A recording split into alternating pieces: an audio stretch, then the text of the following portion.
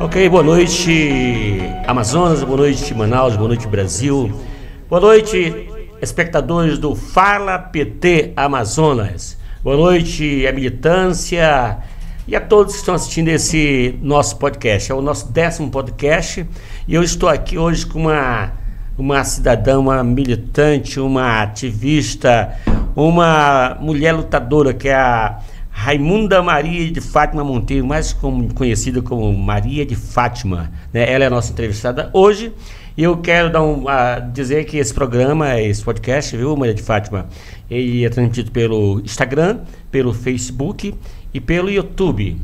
Portanto, depois faça os seus comentários, tá?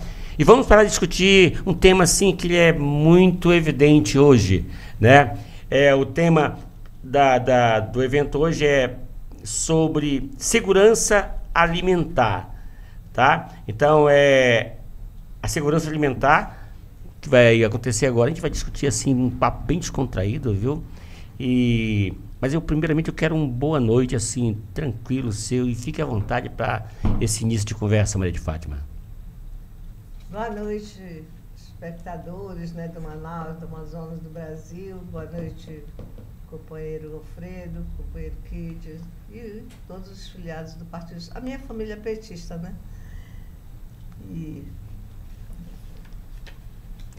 Qual é a tua trajetória, Maria de Fátima, na política, na militância do PT? Como é que foi a tua vida assim, de luta? Como é que tudo começou?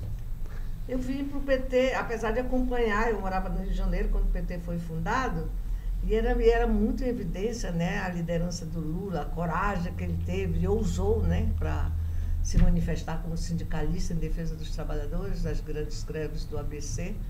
E eu já conhecia desde lá, e eu voltei, porque eu sou amazonense nascida nas Barrancas do Solimões, né, Tabatinga, que não era nem município na época. E aí eu volto para Manaus em 79, e aí volto para o Rio, volto para Manaus de novo. Era questão de acomodação, né, de arrumação. E voltei em 80.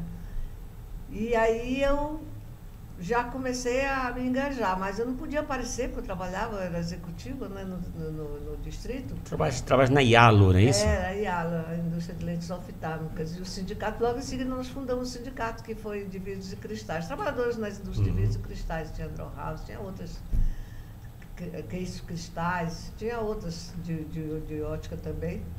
A Sudop, né, que faz a lente Varilux. E aí a gente fundou o sindicato e a gente já entrou na direção. E era muito difícil, cara, na época, porque mulher, né, nunca foi dirigente, eu fui a primeira dirigente titular. E como sindicalista também fui juíza classista, eu também fui a primeira juíza titular do Brasil. E aí era uma responsabilidade muito grande. Na época, o Paulo Rocha, que era senador, ele foi também o primeiro juiz titular. Nós fomos pela CUT. Foi uma ousadia e a coragem, né?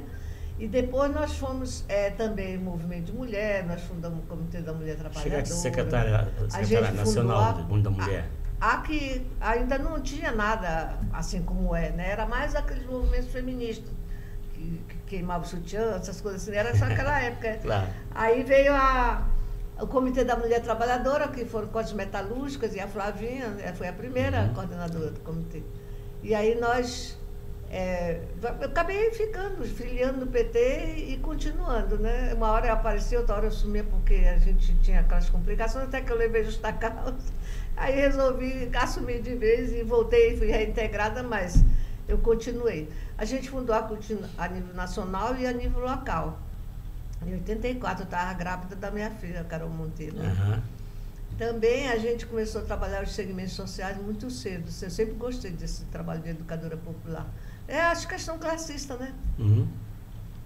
E aí a gente está aqui no PT, eu não perdi o encanto pelo PT. Eu sou ainda aquela encantada pelo PT, que nem se encanta com o Boto, eu me encantei com o PT. A gente acha assim, o pessoal começa a se degladiar, autofagia, né? Aí que não é um defeito só do PT também, mas é o maior partido do mundo. Claro. É o maior partido do mundo, porque a gente exerce a democracia, a gente criou as tendências para a gente exercitar. E aí, às vezes, tem gente que não tem essa compreensão, porque hoje não tem aquela formação que tinha antigamente, né? No início. E nem tem mais gente que tem essa disponibilidade e nem que tem esse entendimento, né? Mas a gente continuou. Aí veio os segmentos sociais e também os benefícios, porque a gente começou a fazer as conferências, né? Aí já fomos começando a... Que aí esbarra aí na questão de... Na tua militância que hoje, a né? principal bandeira de luta do Lula sempre foi acabar com a fome. Ele fez até uma camiseta. A minha guerra é para acabar com a fome, não é para matar ninguém, não. Beleza, então, olha só, para a gente começar já batendo papo sobre as perguntas, a gente vai fazer o seguinte: a segurança alimentar e nutricional no contexto do governo federal brasileiro é assegurada através do Sistema Nacional de Segurança Alimentar e Nutricional, SISAN, que tem como objetivo garantir o direito humano e alimentação adequada, correto? O que o governo, quais as ações que existem no governo através do SISAN para a sociedade? Como para acabar com a fome tem que se organizar, né, interno, para poder jogar para fora, né, para a sociedade. Primeiro veio o programa Fome Zero, isso já nos governos do Lula, né, e agora o Brasil Sem Fome. E a gente foi criando, porque eu também atuei, né, no CONSER, que é o órgão fiscalizador. E aí a gente participa das conferências, participa dos seminários, participa dos encontros, tem parlamentares especializados nisso, como o Padre João, né? Ele é praticamente exclusivo da segurança alimentar. A segurança de qualidade, a segurança alimentar, comida de verdade, que nós damos vários nomes. Verdade e qualidade, né? Porque a gente é comida de verdade. Por quê? Não é uma comidinha comum, que às vezes ela é muito mais saudável do que uma comida sofisticada, mas é porque ela tem que dar segurança no aspecto saudável. E qualidade na matéria-prima utilizada. Então, evitar os agrotóxicos, evitar excesso de conservantes, de corantes, isso aí que não pode usar em limites razoáveis, né? E aí se criou o SISAN, mas tem muitos ciclos, não é só o SISAN, não.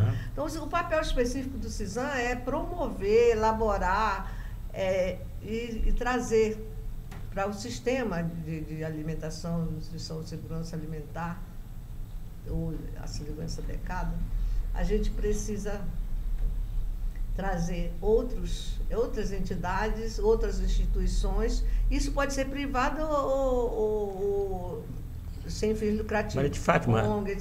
E aí também os conselhos, né, que isso é fundamental para fiscalizar. Me diga uma coisa, Maria de Fátima. O governo federal preocupado com essa questão da segurança alimentar, quais os programas assim efetivos que foram implementados nos últimos governos do Lula até hoje? Dá para citar alguns? Tem, por exemplo, se você vai nas escolas, nós temos o PENAI, que é uma verba específica. Nós estamos praticamente sem orçamento para todo o SISAN atuar, mas tem várias coisas que o SISAN faz. Mas vamos falar aqui do PENAI, que é o Programa Nacional da Alimentação Escolar, foi uma das elaborações, né?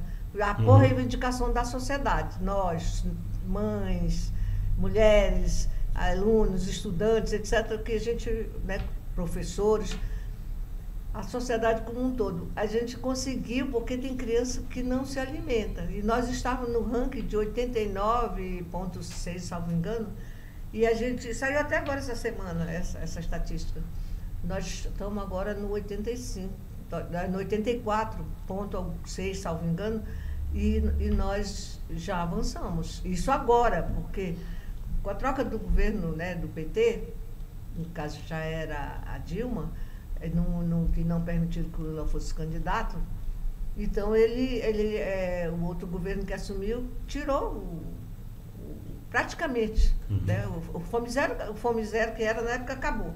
Mas a parte de PENAI também foi, porque ele congelou, né, a verba da educação e a verba da saúde por 20 anos.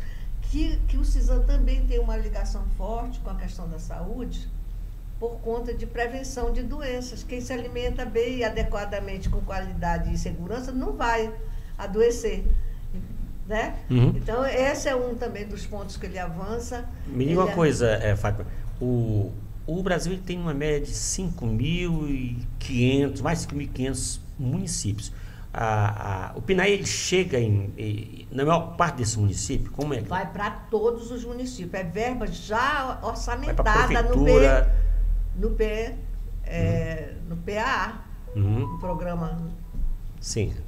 Tá? Já é assegurada, mas nem todas as pessoas vão lá para garantir.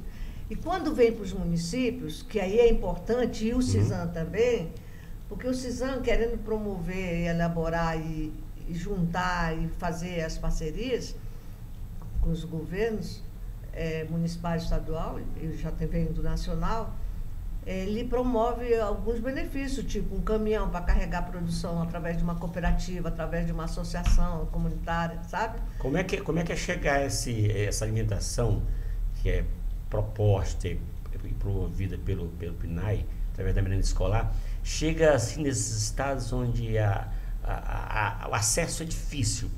Caso Amazonas, vai de canoa, difícil. Vai de barco, vai de estrada, de balsa, mas chega. Porque a gente pode comprar no local também. É só o que vem de fora, que nós não produzimos. Por exemplo, aqui em Manaus, no Amazonas, tem o Premier, que é um programa, né, estadual. Ele vende para quase todos os municípios. Mas, por exemplo, Presidente Figueiredo, né? Lá eles compram da agricultura familiar, através da cooperativa do Atumã. Compra a verdura, compra a fruta. Eles compram lá. Incentiva a produção e da importância ao agricultor familiar, né? O que ele precisa é ser estimulado e ele conhecer essas políticas. Porque, por exemplo, se o CISAM, foi feito até um encontro, e até a Conab participou também, que também é uma proposta do CISAM, né, para vender alimentos mais baratos, especialmente na entre-safra, né? Para cobrir a ausência dos produtos. Nesse caso, aproveita muito a questão da agricultura regional, né? O alimento regional de cada região, de cada território. A gente não perder, né, a essência da nossa cultura e hábitos alimentares. A gente tem tudo. Por exemplo, nas aldeias indígenas, aqueles aldeados ainda, não os isolados, mas os aldeados, eles compram, eles criaram catapoa, para salvo engano, que é como se fosse o Premier que compra o alimento. Aí distribui para o governo, para as escolas. Mas faz. Agora, o que precisa, fundamentalmente, nós estamos falando para todo o estado do Amazonas, já que, né, vem através das prefeituras, vem através do governo estadual, a gente precisa conscientizar as mães que elas têm que observar. E o CONSEA fiscalizar. Eu lá na nossa comunidade, mesmo anotando, eu fico fiscalizando. A minha neta chegar aqui, eu já vou perguntando. Tem coisa boa, tem dia que está mais ou menos, mas a maioria das vezes é boa. A questão é o fiscalizar. Nós, as mães não querem, às vezes, ter trabalho, e também porque não sabem, né? E o CONSEA precisa fazer isso. Ele tem que fazer uma proposta, né? A gente nunca para de fazer proposta, né? E isso fazer através do CISAM ou direto nas conferências, que o CISAM participa das conferências, né, de segurança alimentar. CISAM, CAISAM, que é a Câmara.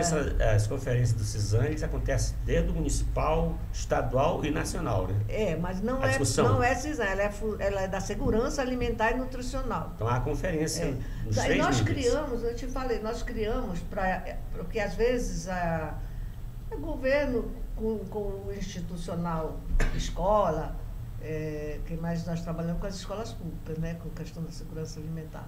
Mas também deveria fazer com a escola particular, que vende muita coisa processada e desagradável e maior gerador de câncer, né, nas crianças. Então, a gente poderia fazer essas palestras, além das palestras, e aí eu falei, vamos lá, algumas que trabalharam no CONSEA comigo, na época, porque você sabe quem criou o CONSEA aqui foi a Nazaré e depois o Mark veio ser presidente, né? O Mark Stoke, que é médico, que é do PT também, está até lá para o Espírito Santo. Nós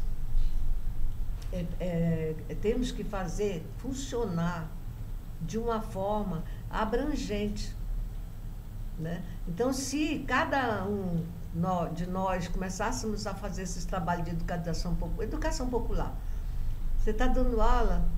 Um exemplo agora, essa semana passada, um taxista fazendo um monte de perguntas para mim.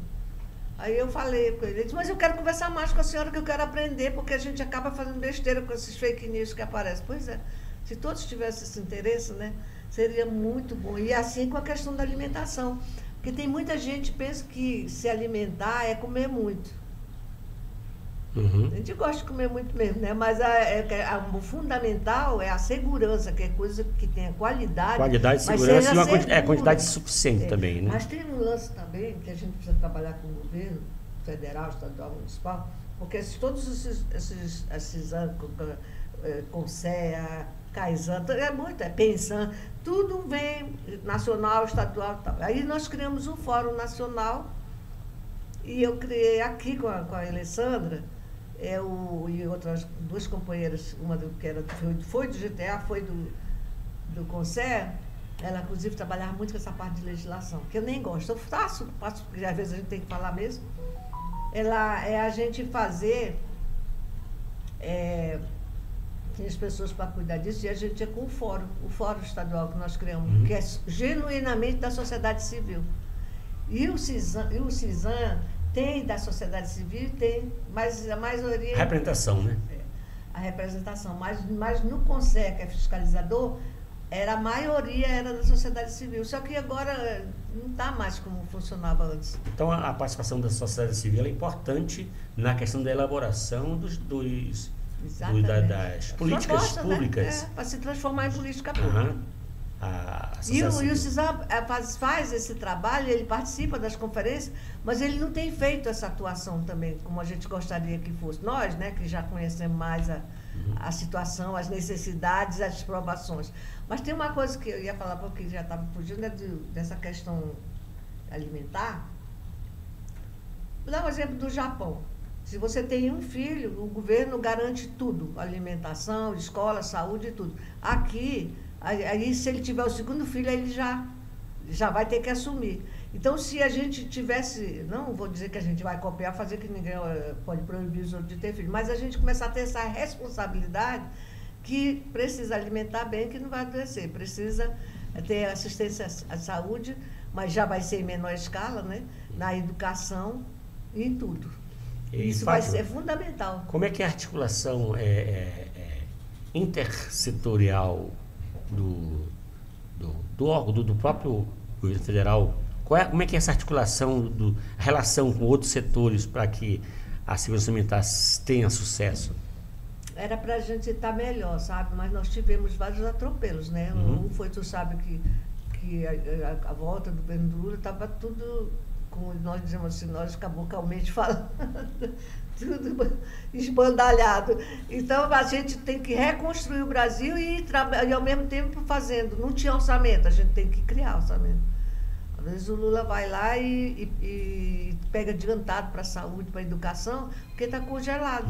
Então, na saúde envolve alimentação, que está aí o PNAE, né? É relacionado, saúde, a educação, a agricultura, tudo e que os professores podem dar uma mão muito grande para todo o pessoal que trabalha com SAM, que é a segurança alimentar. E nós também, quando fundamos o fórum, a gente colocou, não é só o SAM, Segurança Alimentar e Nutricional. Então, a gente precisa estabelecer a norma de cumprir o que está assegurado na Constituição. Não sabia que ninguém no Brasil pode passar fome? Tem que ter alimentado, não pode. A Constituição assegura isso. Então, se constitucionalmente nós podemos, aqui eu dei o exemplo do Japão de assegurar tudo, então nós no Brasil temos da alimentação e a educação, etc. Mas a gente não tem ainda o nível de consciência do direito, a sociedade, né? Então é de cobrar. Cobrar não é nem do governo federal, porque ele manda, tem orçamento. Mas essa questão também de assegurar a alimentação para todos, né? Para quem está em situação de risco, não é porque se você pode comer, você está trabalhando, claro. Se eu estiver trabalhando, eu posso comer, não vou cobrar, né, que o governo vai me dar alimentação. As pessoas estão vulneráveis. Mas quando o salário mínimo ele é justo, né? Todo mundo se alimenta bem, no geral, né? No geral. No caso do salário mínimo no governo federal do Lula, ele tem proporcionado chegar assim ao valor real do salário, né? Ele sempre luta por isso, né? Que vai alimentar a população como um todo, né? Ou seja, a importância pelos mais pobres passa pela questão do salário, incentiva que as empresas, né, ao aumentar um salário, comecem a pagar melhor, né, dignamente um trabalhador, né? Que ele possa comer bem na sua casa, né? Já na escola, né, existem os programas, né? Que o alimento chega... Né, os programas que é da alimentação escolar. a gente precisa ajudar. E eu acho que os professores, fundamentalmente os professores, todo o pessoal da saúde, do serviço social, porque agora é tudo no sistema, né? Sistema único de saúde, sistema único de educação, sistema único de serviço social. Então, nesses sistemas, só de serviço social, educação e saúde, não pode trabalhar separado a questão da segurança alimentar e nutricional. Eu quero colocar para ti soberania, porque nós somos soberanos, porque nós temos direito constitucional à alimentação, quem está em situação de risco. Eu já fiquei em situação de risco, não sei se você já teve. Então, nesses casos, quando a gente melhora, o próprio governo sabe, porque entrou dinheiro, ele sabe. Agora, hoje, o Brasil nacionalmente, todos os brasileiros estão lá, todo cidadão brasileiro está lá, na Receita, está lá em todos os órgãos, né? Você viu essa questão do INSS agora. Está tudo lá. Por quê? Quando a gente é um país organizado, povo organizado, aí a gente pode garantir, né, que a gente vai ter direito. Se você já tem a condição de se alimentar, aí vai aparecer lá. Eu já vi várias pessoas que elas mesmas tiveram a iniciativa de retirar o nome e elas mesmas foram cortadas quando aparece dinheiro lá, porque o sistema... Aliás, essa organização que o PT fez do Brasil, que não tinha antes, ninguém sabia quem era quem, né? Mas com o governo do PT, a gente sabe quem é quem no Brasil. E é tão legal isso, é tão bonito e é tão bom que a gente participou dessa luta, né? E a gente fica muito feliz por isso. Essa participação da sociedade civil, né? A participação do povo, da sociedade civil. Então a gente vê assim, poxa, agora nós sabemos quanto nós somos, quanto nós temos, quanto nós podemos, que direitos nós temos. E aí a gente vai, por exemplo, o IDH, o Índice de Desenvolvimento Humano. Nós estávamos em 89 pontos, não sei o quê. Agora voltou, está em 84,6, salvo engano. Agora, com essa mexidinha rápida que nós fizemos para reorganizar e reconstruir o Brasil. Né? Isso é o resultado de um governo que se preocupa com a sociedade, com o povo. Né? E na segurança alimentar, tem de continuar assim e avançar mais ainda para garantir o alimento lá para a criança do mais longínquo município do Brasil, né? Através da educação. Né? Maria de Fátima, nós vamos já quase encerrando o nosso podcast, e já te parabenizo pela fala, pela experiência que você tem, né? Me fala um pouquinho sobre como é que está a atuação, o que é a setorial, né, setor de segurança alimentar do PT, né? Pensa também em ajudar nessas políticas públicas. Pois é, a gente precisa desenvolver mais, isso que a gente começou falando aí, que a gente precisa desenvolver mais a nível nacional, porque também é novo, que nós perdemos muito tempo com essa questão de reorganizar e reconstruir, né? Porque muita coisa estava acabada. A gente precisa se integrar, se inteirar, e a gente precisa trazer para fazer encontros. E abrir os debates, né? Aqui, por exemplo, a gente pode fazer um seminário, né, de preferência fora do partido, para que a sociedade civil, que nem todas as pessoas que querem ter conhecimento, elas vão para a sede de partido. A gente, de preferência fora da sede, a gente fazer um seminário numa comunidade. A Fiocruz, por exemplo, está fazendo um encontro agora, não é lá na Fiocruz, em outro lugar, não sei onde é. A Carol está até lá pelo MAB. Aí a gente precisa para votar, que as pessoas se integrem e podemos fazer com o PT, numa dessas universidades aí no auditório, de integração das setoriais. Um encontro com todas as setoriais. Que no começo que criamos, né, a gente começou tinha até um grupo, né? E aí não tem mais nada. Tem que mobilizar, né? Para que a gente possa se encontrar e abrir o debate com a militância, com a sociedade, chamar o povo para ouvir e sugerir, né, propostas para que melhore cada vez mais. E é melhor do que a gente ficar se degladiando, que é muito importante. Às vezes a gente sabe uma coisa, a gente acha que todo mundo não sabe o que quer saber, bababá. A gente precisa ter mais fraternidade, ter mais solidariedade, né? Tem uma das coisas que eu tenho muito carinho, muito coisa pelo presidente do PT estadual, o Sinésio Campos, porque todas as vezes na minha vida aqui que eu perdi um membro da minha família, que eu tenho. Saudade de pai e de mãe não acaba, né? Pai, para mim, eu já estou sofrendo desde já por causa do Dia das Mães. A ausência da minha mãe, para mim, é uma coisa. Então, ele me deu um abraço, meu pai. Ele, foi assim, não é só por causa do ônibus, nem por causa de mensagem, nem por onde. Foi muito importante estar lá, né? Mas foi muito importante o abraço. A Mariane também passou a noite toda, o dia todo, aliás. Isso chama-se solidariedade, né? É solidariedade, isso tem que ter entre a gente. Uhum. Eu tenho várias famílias, e uma delas é a família petista. Então eu preservo isso, sabe? Eu oro todos os dias. Porque eu não estou mais, eu estou velha, né, para ficar brigando. Né? A gente chamava a atenção, quando nós criamos as tendências, foi para a gente exercitar a democracia. E o pessoal começou a achar que é seu feudo e cada um quer brigar mais que o outro. Isso é mais bonito e mais importante. Mas somos uma família. Nós somos, quando é para se lutar por um objetivo, todo mundo Exato. se junta. É o PT, né? É o partido. Está aí o nosso presidente Lula aí fazendo o melhor possível para a sociedade, para o povo brasileiro. Eu oro todos os dias por ele. Então, suas considerações finais, seu boa noite aí, a gente encerrando o nosso podcast. Foi um prazer te ver aqui. Obrigada. Você pode vir outras vezes aqui, inclusive chamar o pessoal da setorial, né? Né, para vir conversar com a gente aqui e a gente informar, né, para o espectador, né, como é que está andando essa questão da mobilização para que a gente tenha, no caso da alimentação, né, uma alimentação mais com qualidade, com mais quantidade para o povo brasileiro, para as crianças brasileiras, né? Com certeza. Tá? Olha, muito obrigada, né, o Fala PT, né, o podcast Fala PT, muito obrigada ao Partido dos Trabalhadores, nas suas direções, estadual, municipal, nas suas setoriais. Um abraço para todos os petistas, para a minha grande família petista, que eu amo e tenho muito carinho. Eu quero ver todos bem e o Brasil bem. E principalmente o Amazonas, né? Mas a gente quer desejar, assim, um Dia das Mães muito feliz, com comida, né, com segurança, com qualidade e adequado. E que todos venham para essa luta, para que a gente passe também um Natal bem. E não esquecer que a gente se alimentando bem, com qualidade e segurança, a gente não adoece. Uma boa noite e até outro dia. Valeu. Uma boa noite ao nosso querido Kid, que é o nosso técnico aqui, né?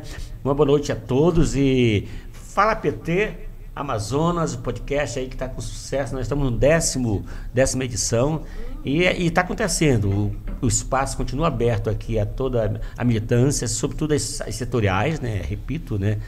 Estão tendo espaço aqui, a gente já está com... A gente vem tendo as setoriais aqui, entendeu, Maria? E todos têm espaço. Vamos conversar com os parlamentares, né? Com o deputado Zé Ricardo, com o deputado Sinésio, aliás, com o vereador Zé Ricardo, com o deputado Sinésio Campos, né, para falar um pouco de suas ações, né, enquanto parlamentares, tá? Então, o espaço está aberto a todos. Uma boa noite. Podcast Fala PT Amazonas em Evidência. A gente poder